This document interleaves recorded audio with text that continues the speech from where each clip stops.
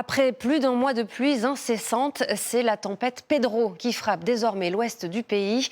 C'est la 9e tempête déjà depuis le 1er janvier, du jamais vu depuis 1959 et le début des mesures. Météo France a appelé à la prudence. Les premiers dégâts ont été constatés ce matin. Beaucoup d'arbres déracinés, des élagueurs sont appelés en urgence. Emmanuel Binet avec sur le terrain Tiffany Hen et Alice Brousse. Pas un seul arbre n'a résisté. À Rochefort, ce riverain découvre ses voitures, écrasées sous des troncs, lorsqu'elles ne sont pas soulevées sous leur poids.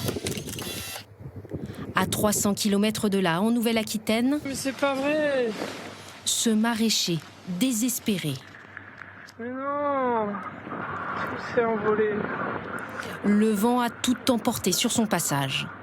Jusqu'à sortir ses pontons de l'eau, désormais éparpillés sur ce parking près d'Arcachon.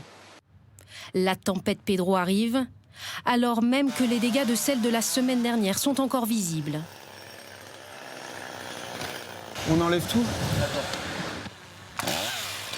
Opération périlleuse pour ces élagueurs, couper ce tronc avant qu'il n'endommage davantage la toiture. On essaie de faire un maximum pour que tout soit sécurisé, aussi bien les gens, les bâtiments. C'est la seule chose à faire. À peine le temps de finir, qu'il faut partir en urgence. On y va, on arrive de suite. Presque tous les arbres de cette maison ont été déracinés. Avec 9 tempêtes depuis le début de l'année, ce couple redoute de nouveaux dégâts. Je regardais les arbres qui sont restés debout encore et certains tremblaient énormément. Et bien sûr, à chaque fois, maintenant, on a cette crainte qu'un nouvel arbre tombe sur la maison. À Cibourg, l'océan s'est transformé en un bouillon géant.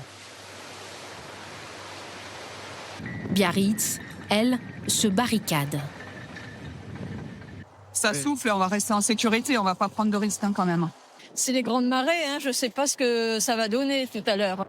Sur la côte atlantique, des rafales de vent jusqu'à 110 km/h sont attendues.